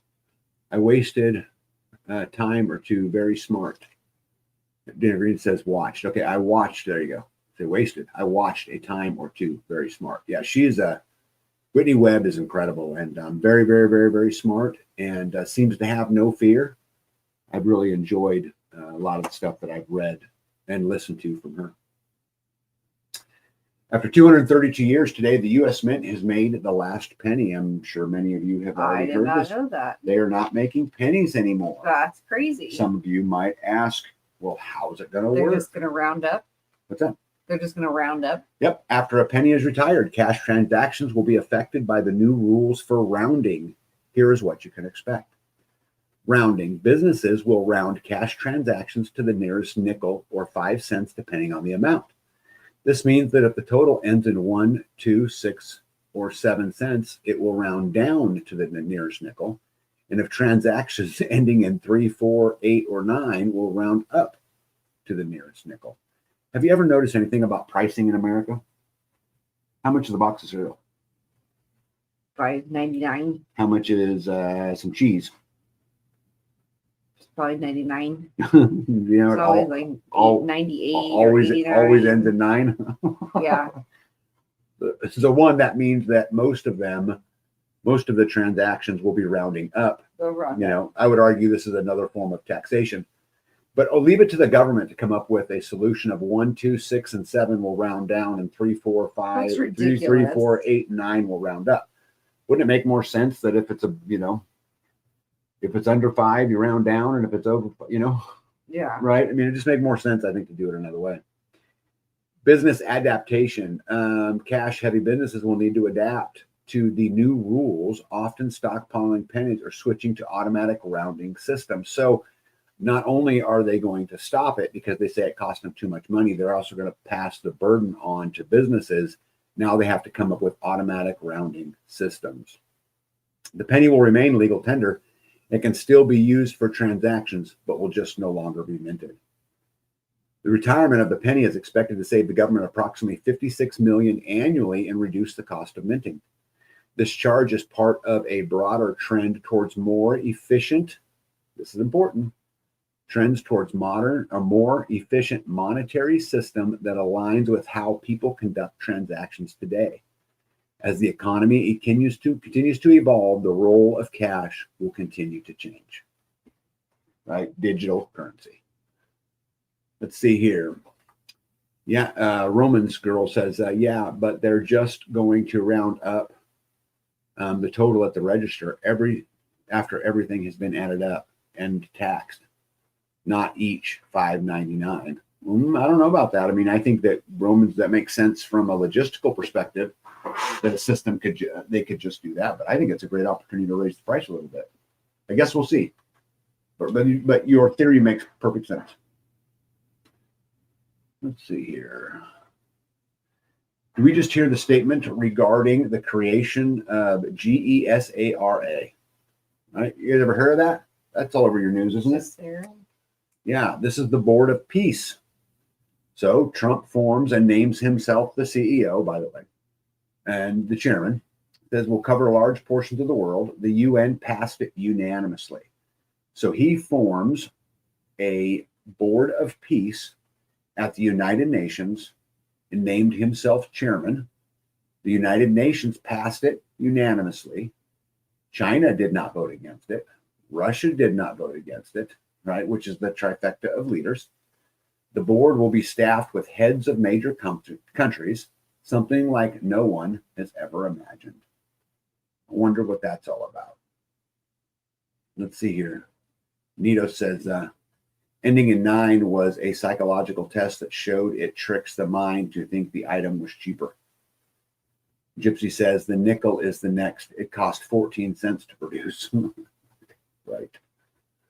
Right. Congratulations to the world, says Donald Trump, on the incredible vote of the United Nations Security Council just moments ago, acknowledging and endorsing the Board of Peace, which will be chaired by me and included the most powerful and respected leaders throughout the world. This will go down as one of the biggest approvals in the history of the United Nations, will lead to further peace all over the world, and is a moment of true historic proportion. Thank you to the United Nations and all of the countries on the UN Security Council, China, Russia, France, United Kingdom, Algeria, Denmark, Greece, Ghana, South Korea, Pakistan, Panama, Sierra Leone, Slovenia, and Somalia. Also, thank you to those countries that weren't on this committee, but strongly backed the effort, including Qatar, Egypt, and the United Arab Emirates, the Kingdom of Saudi Arabia, Indonesia, Turkey, and Jordan. The members of the board and many more exciting announcements will be made in the coming weeks. Yeah, DePlatt says, not sure, but it might be a test run for cashless. Well, I think it's super interesting. As I mentioned, they said the rules from cash will continuously change, right? Yeah. I mean, they kind of say it. So anyway, because it's an hour 24, I won't read that other one. But so basically, we have a new board of peace, and it's run by the top decision makers from around the globe. And I'm sure, just like every other governmental promise, they will honor it, and we will be more peaceful. You agree? No. Holy crap. Democratic members of Congress, including Senators Elissa Stolkin and Mark Kelly, just released a video encouraging members of the military to defy orders of President Trump. So a bunch of Democrats basically put out a video that said, I did not hear them say a single time, and I watched the video, that said, ignore the orders of Trump. What it said was that you have the duty to disobey an unlawful order. And so each one of these senators came out and, continued to talk about how they don't have to follow those orders. Donald Trump called it seditious behavior at the highest level. Each one of these traitors to our country should be arrested and put in trial. Their words cannot be allowed to stand. We won't have a country anymore. An example must be set, Donald Trump. He went on to even talk about they should be hanged. And he was talking about these senators. These senators, right. Because again, they said you don't have to follow lawful orders, guys. And I'm going to tell you that behind the scenes, we have been in a civil war for a while. We've been in World War III, I think, for a while. It's the shadow government of the left against the government of the right, right? And they're battling, kind of behind the scenes. Lindsay says it reads like satire. I just can't make sense of it. And Lindsay, this is such a great point. I don't know how to make sense of anything anymore. How do you know what's even true? How do you know what's even false? And a lot of times he's like, when he's talking, he's saying things that he's purposefully like inside messages where most of us are like, what did he just say? Why did he say that? And then you look at other videos and they're like, oh, that's why he said that. That makes total sense. And then, like he's purposefully talking in code to where the majority of us have no idea what he's saying. I actually have a kind of a problem with what he said. Because again, and I did not see a single one of them step up and say you don't have to obey the rules of Trump. What they said again was you have an obligation to not obey an unlawful order. I agree with that. Mm-hmm. Every police officer in every county and city, every elected official, all of them, every soldier has a duty not to follow unjust laws. Yeah, that's a fact. And now maybe there's something out there I have not seen yet. But I think Trump says seditious behavior punishable by death. I don't really buy that. I don't like that. I mean, can't believe I'm agreeing with the Democrats. I don't agree with them on much. However, I don't see how that warrants death. I think it causes further division, and I actually agree with their position. All of us as citizens, you and me, everybody in this live tonight has a duty not to follow unjust laws. Right? You agree with that or you disagree with that? I agree. Just in exposing themselves, the Democrats announced their 2026 midterm campaign platform is impeaching and removing the office of President Trump. The only reason I even brought this one up is to say that you guys, you got to be careful watching, the gladiators in the Coliseum, because a lot of this is just circus, right? At the end of the day, we went from the government shutdown, right? That was all over the news. That's what kept us distracted. We're going to move into the Epstein files, which is the latest, which I'll talk about here in a minute. And then we're going to go into the impeachment of Trump. And it's this constant barrage of circus while the real stuff is being done, kind of behind the scenes. Let's see here. Lindsay says, I was late to the chat because I was jumping down a rabbit hole of Marjorie Taylor Greene resigning as of January 5th. I feel like there is so much going on behind closed doors. Boy, is there ever. Good for you. The Dems seem to be to like sowing doubt by making statements they can't back up with facts, in my opinion. Well, Nitos, I don't know. I mean, I don't, tell me, is saying you have a duty to not follow an unjust order. That's a fact. I mean, that's written in the Uniform Code of Military Justice says that, Yeah. Kerry Davis says, all brought to you by Central Casting.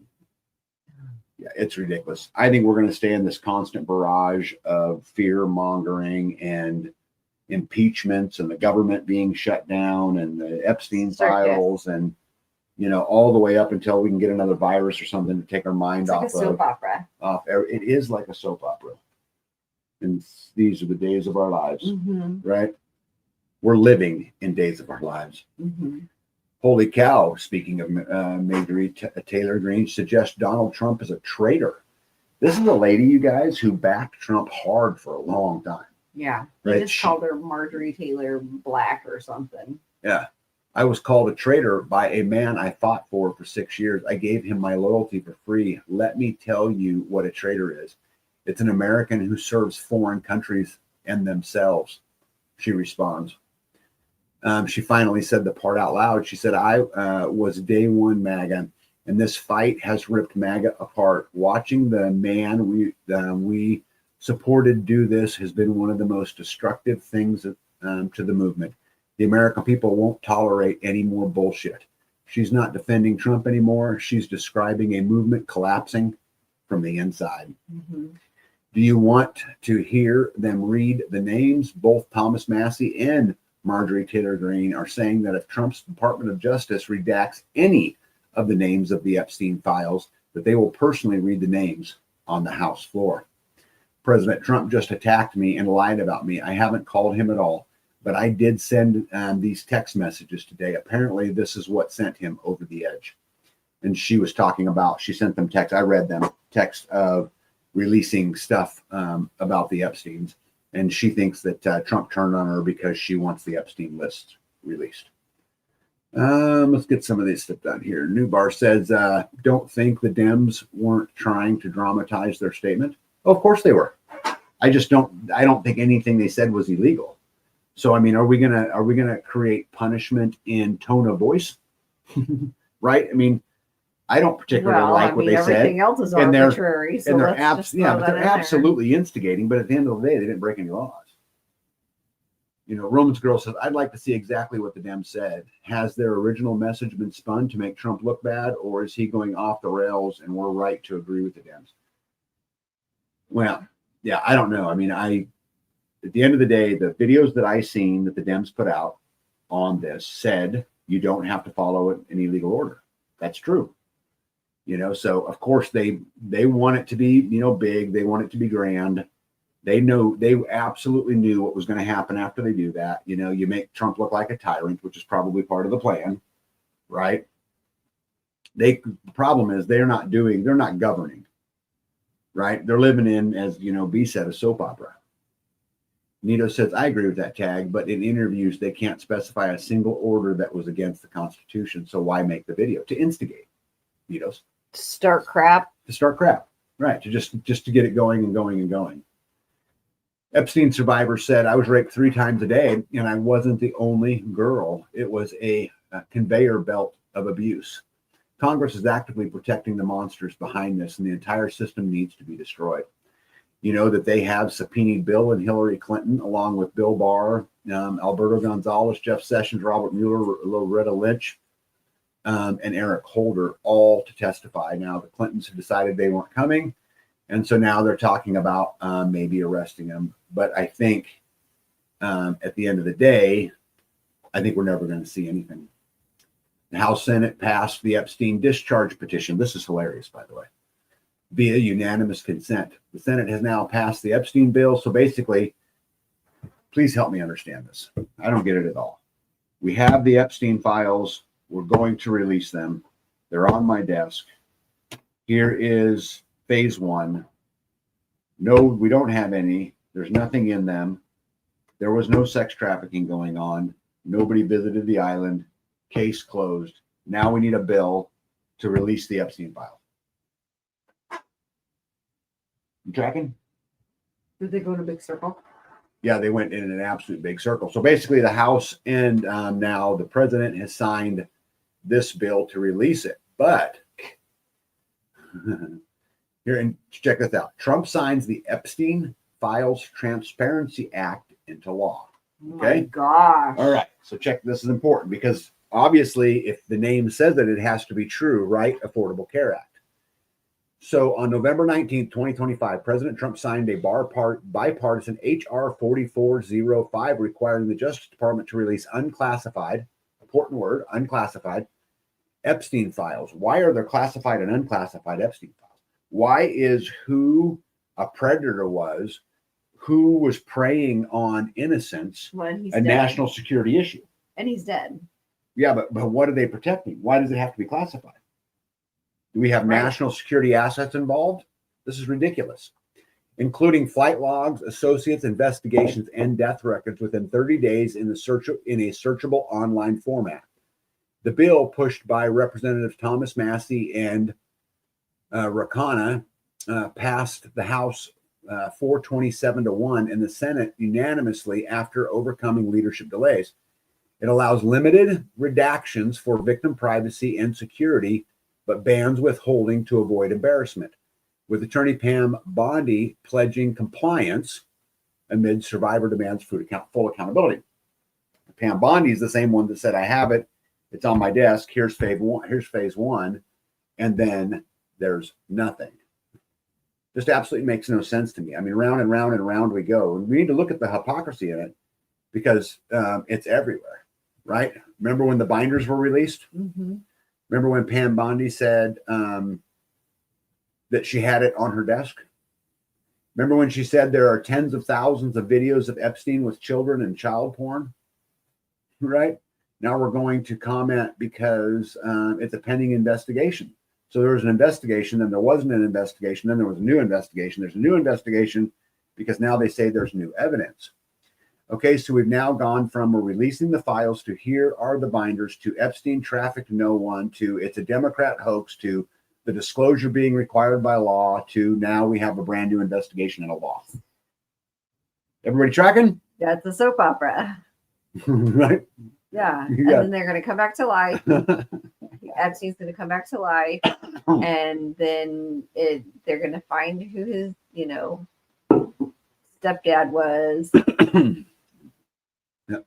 It's bread and circus, everybody. That's all it is.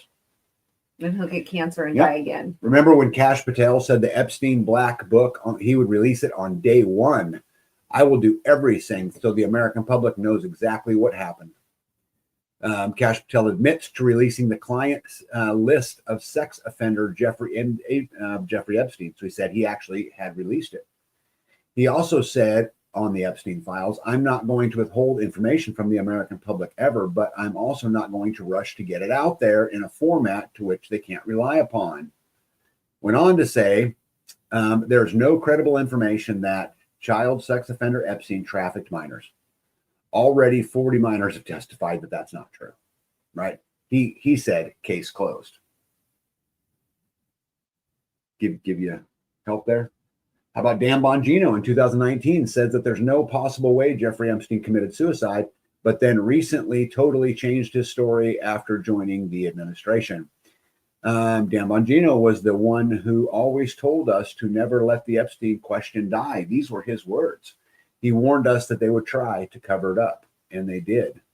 Right in 2023, he said, please do not let the story go. We need to keep the heat on. In 2025, Epstein killed himself. No client list. End of story. Discernment. Right? That's crazy. The good news is we are going to get another Epstein list. This is what it's going to look like. And you get what you get and you don't throw a fit. Right. Right? There's 12 words on that whole page. It was never about any of this. It's about keeping us distracted the entire way. Right? Mario says the general public doesn't see it in legalities as much as they do emotion. Yep, it's all clear as mud. Looking at this logically, if the last administration had proof that Republicans, including Trump, were named, they wouldn't release the files. I think they would have. Yeah, right. Yeah. Hey, Jen says, we will never know the truth. They'll keep lying, and one would be better off being happy in a condo in Boca and sipping fruity drinks on the beach, head in the sand. We will never know.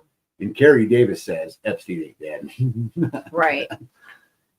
I think the real Right. moral of the story, you guys, is the Colosseum. And you give them bread and circus, and they will never revolt. Right? Celtic Warrior says, don't take your eyes off the ball. Distractions are everywhere. These are the distractions, right? It's the government shutdown. It's, the Chinese spy balloon. It's, the Epstein files. Now it's going to be, they said they're going to impeach Trump again, right? It's this constant barrage. Football, beer, and above all, gambling filled up the horizon of their minds. To keep them in control was not difficult, George Orwell. Are we all living in the matrix? Most people don't realize they're part of the system built to keep them comfortable, distracted, and powerless. The hardest part isn't waking up. It's realizing you've been asleep.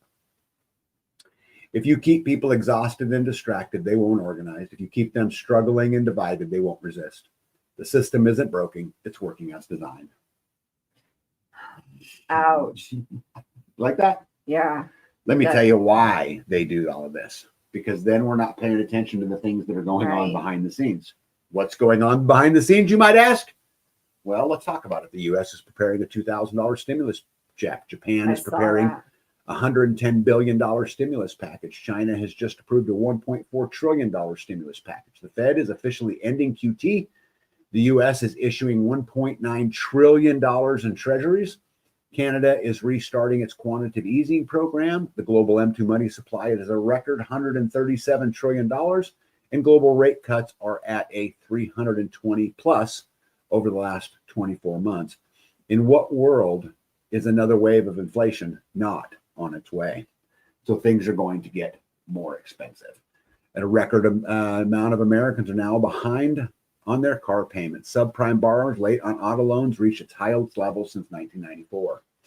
Lumber prices have now plunged to their lowest level. This is good news for you homesteaders if you want to go build something, but it's not good for an economy. Nito says, but they didn't release the files because it hurts their side too much. Yeah, Packrat says, keep your eyes on the ball as the cups go round and round and round the table. Yeah, where will it go? Yeah, ain't that the truth? But there's more good news. Groceries just hit a high, $1,030 a month, but somehow that's only 7.9% inflation. As an example of this, if you look at McDonald's prices since 2019, a medium French fry went from $1.79 to $4.19. Mm-hmm. A McChicken was $1.29. I remember when the McChicken was on the dollar menu in 2019. Is now $3.89. A Big Mac from $3.99 to $7.49. 10 McNuggets went from $4.49 to $7.58. And a dollar cheeseburger from the dollar menu is now on the $3.15 menu. So some of this is over a 200% increase in price. This isn't inflation, it's legalized robbery. Well, I would argue inflation is legalized robbery, right? The average cost of groceries is over $1,000 per month for the family of four. About 87% of all stocks are held by 20% of the population, and we lost over 100,000 jobs last month, but there's no economic data to confirm. Meanwhile, back at the White House, we built a grand ballroom. Yeah. Right? Let's see here. Jen says one can build stuff and pay extortion fees for ownership. That's pretty much how it works. Foreclosure filing shot up nearly 20% in October from a year ago, highlighting the growing packet of distress in the housing market. Nearly 37,000 properties in the U.S. had foreclosure filings in October, according to a new report by Adam, a property data provider. Foreclosure filings include default notices, scheduled auctions, or bank repossessions. Though October's foreclosures activity was still well below historic highs, the overall pattern of the last 8 months indicates that an increasing number of homeowners are struggling to pay their mortgages. A major warning sign from 2008 just flashed again in the United States economy as the alarm bells are becoming impossible to ignore. The numbers now coming in are so severe that analysts are openly predicting a new Great Recession. The damage is coming in from every direction and accelerating fast. Foreclosures, evictions, repossessions, and mass layoffs are all surging at the same time, creating a pattern the political class can no longer brush aside. It's interesting statistic. Did you know the median age of home buyers since 1981? So if you're looking about 1981, the first time buyer was about 29 years of age, right? If you look at a repeat buyer was 36, but the average was 31 years of age. Today, the median first time buyer age increased to 40 this year. So first time buyer went from 29 to 40, right? Which is a record high. The typical repeat buyer is now 62, also a high. So if you look at the average, right, first time buyer in the United States of America, the average age is 59 years of age to buy your first home. 59 years of age. Oh my goodness. This is great news. The U.S. housing market is in its biggest bubble in history, and it's going to end in a disastrous crash, says Jesse Colombo. It's inevitable and nothing can stop it. The chart below shows real inflation-adjusted housing prices, which confirms that the market is even more overvalued than then. And they're comparing it to the 2008 housing crisis. Remember when they bailed out Fannie Mae and Freddie Mac? And we're in a worse position today. Dummy screwed up Christmas in October. There were 37,000 foreclosure filings, or the first step where lender warns the borrowers they're in default. That's up 3% for September and 19% over the year. Last time it was that bad was 2008, or the Great Recession, aka worst housing crisis in modern history. Breaking, about 6.1 million Americans are behind on their mortgage, the highest rate in 20 years. Good news, huh? No, that's not great. Yep. It's all the stuff that they're doing behind us. Well, they don't want them to own it. They don't want to own anything. No. And I think if they're just playing games, they're living in a soap opera, and they're so detached from what goes on in the real world, and they care so little for the consequences, right? We always talk about how you have freedom of choice, but you don't have freedoms of the consequences of your choice, right? And they're free to make their choices and take no ownership of the consequences. Well, you got people out there who are their taxes have went up 100%. They're I'm one of them. selling their houses because they can't continue on that kind of a rate. Yep. In America, almost all the most popular maple syrups now contain zero maple syrup. Did you know that? That's crazy. Pearl Milling Company, Aunt Jemima, Log Cabin, Mrs. Butterworth, Hungry Jack, and Waffle House all contain no actual maple syrup. Bird flu strain confirmed in human for first time after only seen in animals before. A Washington State resident has tested positive for bird flu, making the first human case confirmed in the U.S. in 9 months. The patient, who is an older adult with underlying health conditions, developed symptoms including a high fever, confusion, and respiratory distress, and was hospitalized in early November, according to the Washington State Department of Health. I think it's interesting how you could also say he just got the flu, right? But he got it from eating a bird.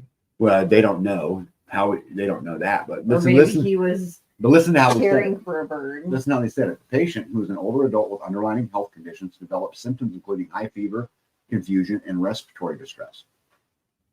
That would also describe the flu, would it not? Probably. Yeah, that's what I think. Cool. Can anyone say Bill Gates, former bioweapons contractor, says that we turned ticks into a poor man's nuke? A Pentagon insider reveals. The U.S. military once bred ticks, fleas, and mosquitoes as bioweapons, loading them with plague, rabies, and other lethal diseases. The aim, a cheap $1.33 per life stealthy weapon to devastate populations and collapse healthcare systems. That's lovely, right? How'd they get him to the people? Well, according to Mr. Alex Jones, it says, is the government funded by Bill Gates deliberately releasing disease-carrying ticks? The ticks responsible for alpha-gal syndrome is causing serious injury to 450,000 people in the U.S. per CDC figures. And, I have people in my life I love who suffer from alpha-gals because of a tick bite. The news blames climate change, but what if science engineered these ticks? World Economic Forum bioethics Matthew Leo has already stated numerous times that scientists should cause allergies to lower our meat consumption. So if they put alpha gals in a tick, that would lower our meat consumption. It would make us less dependent on red meats for sure, right? Right. First, there was a dark evidence of the origin of Lyme disease, and now we have this. Stock up on guineas, everybody. Get some birds in your yard, right? They sold a sunscreen and the cancer. Johnson & Johnson was caught loading their sunscreens with carcinogenic chemicals, the very same cancer their companies makes billions treating. Of course. Yeah. It's pretty bad when you make the problem and the cure. And the cure. This image of a pig losing her mind after being held to a living so small she can't even turn around for 5 to 8 months straight has led to internet users debating and questioning how we treat our livestock and what we can do to improve. Just to compare, pigs are oftentimes considered the 4th smartest animal on the planet, while dogs typically hang around 9th or 10th. This is the food we're eating, right? This is what happens when you go into Walmart and you buy pork. This is where your bacon's coming from, right? We have to be able to do better. You know, food sovereignty starts by recognizing that you can't eat that stuff. You just can't do it, right? Nito said, yeah, I have family members who also had alcohol. Americans bought a steak and it immediately started becoming slush and coming apart. What is that stuff gluing it together right there? It's like a glue right at the seams. This was a steak and it looked like a steak. Now it just fell apart. I'm sure you guys know that meat glue has been used for a while now, right? And now they're saying meat glue has been linked to celiac disease and other inflammatory digestive conditions, which are found in things like chicken nuggets, veggie burgers, and other processed foods. Crazy. Of course. Yep. Robert F. Kennedy Jr. reveals that BlackRock is quietly acquiring control of the meat and pharmaceutical markets. BlackRock owns all the meat packers. There are only 4 meat packers in this country. BlackRock owns all of them. You can say to them, you need to do an antitrust suits against those meat packers. The meat packers are keeping the price of meat high and the price of cows low, so the farmer gets hurt and the consumers get hurt and they make all the money because they got the monopoly. BlackRock owns all the pharmaceutical companies, and we can start regulating the pharmaceutical companies so that they behave less like a cartel. Here. Packrat says, Salatin's The Pigness of Pigs addresses this treatment head on. I don't want to eat an animal that's been caged like that. You know, we talk about on the Or farm. glued together. No, we talk on the farm all the time. Like I get people who ask me, how do you kill your animals? I'm like, it's easy, you know, because at the end of the day, me and my animals made a deal. And that was that I would give them the best life a cow or a chicken or whatever could have. We'll give them a great life because we know they're going to give their lives for us. And so for me, they lived through to their deal. I lived through to my deal. I don't really struggle with it. But to put an animal through like with the pictures you've seen, that's ridiculous. Russian vessel, directed lasers at our pilots. As I spoke, a Russian spy ship was on the edge of entering United Kingdom waters. This was a vessel urged for gathering intelligence and mapping out our underwater cables. This was King Charles talking to an audience, the World Economic Forum in Davos, and he says, and I quote, let's see here, the time is now and we need a reset. Yeah. It's coming. The question is, how will it be triggered? And I think we have to ask ourselves this as they try to bring on the central bank digital currency, the Great Reset, all of that. What is the trigger, that they will use? If you can see here, UN General Assembly, right, conducted a vote, right? And this was the vote on the basically a condemnation of Nazism, neo-Nazism, and other, things like that. And you can see how the world voted. And, the Eagleman was wondering, have the World War III, have the lines been defined? This is how the UN is split, I guess. And then meanwhile, in France, France's most senior general has just come out and stated that the French must be prepared to lose their children fighting the Moscow regime. The deep state-owned globalist lunatics are desperate for World War III.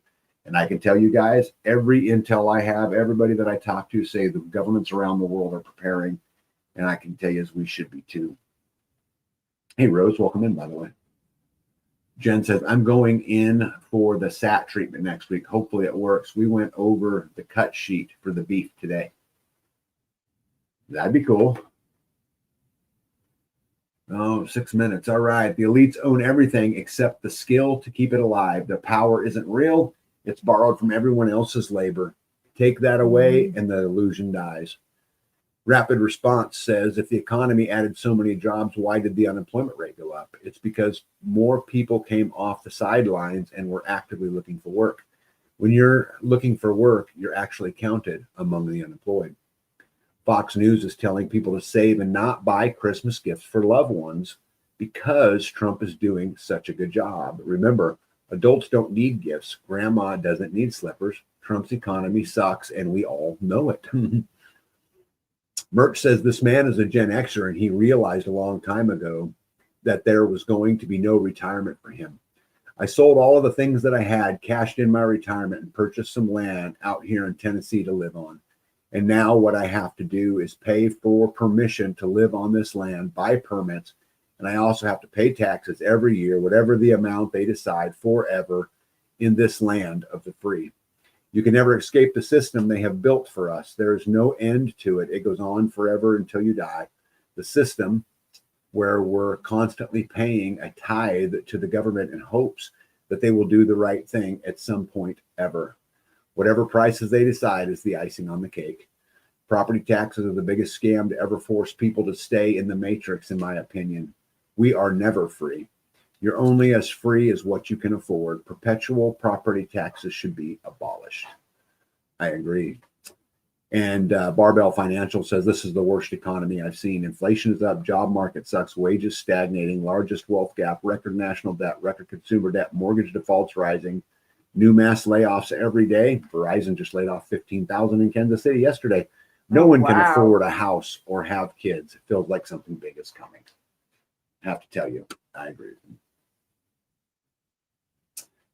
And to leave you guys, I'll leave you with this. Died Suddenly says, ever wonder why the school system don't teach any real life skills anymore?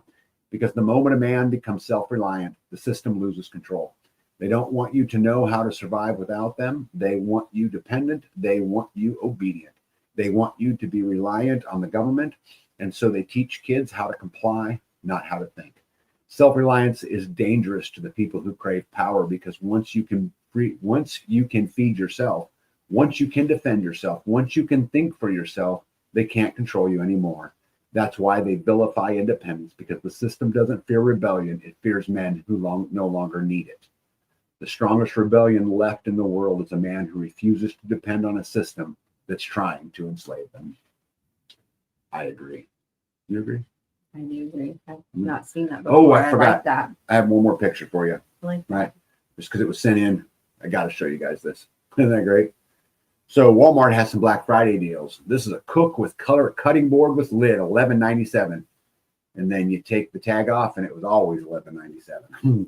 Yeah. Right? Don't believe everything you hear. But it was Don't on believe sale. everything you see. I know, right? Look at how they're getting you. Just one more way. Yeah. This is perfectly said. Jen says, ant and grasshoppers, which one do you choose to be? Yeah, it's kind of unfortunate, isn't it? Guys, I don't know the answer to all these things. I don't know what the right solution is. What I do know is that whatever the answer is, whatever's in front of us, we're going to face it better if we face it together. Right? And we can choose to serve the system, or we can choose to serve each other. That is the only choices we have left. There is no other choices, because you can't get free alone. It's impossible. I try every day. Right? I bought land. I put in off-grid. I put in water. I did all of that stuff. I paid it all off. I got rid of debt. I did all of those things, and I am incapable of living free by myself. I'm telling you this. There's too many inputs that you need. There's too much coming from too many directions that you need. There's just no way. The only hope we have is to band together. B, got any parting words before we get out of here? I like that. I agree with that. Any other parting words? I was going to say to put on your shield of faith. Put on your entire armor of God. That's what I was going to add. Mm-hmm. Guys, we'll get through this. We're just going to have to get through it together, right? And I think the question isn't so much whether we'll get through it, because human beings are tough, man. And we're super resilient. It's how much stuff do we want to have as we go through it. No. Prices aren't coming down. Taxes aren't coming down. Guys, it's not. I'm telling you, it's going to get worse. You know, Black Friday, just like we just demonstrated, that Black Friday wasn't sale. It was only a sale because they put Black Friday on it. Right? The price was exactly the same. I do agree that we should not be buying presents. I think that we should go out there and do some other things, spend some time together, go fishing, go do whatever, and get away from the, you know, the consumerism of it. Yep, I think that's absolutely smart advice. But I guess at the end of the day, guys, choose your master, right? You're going to yoke up with community, or you're going to continue to be a slave. Tag out. Yeah. All right.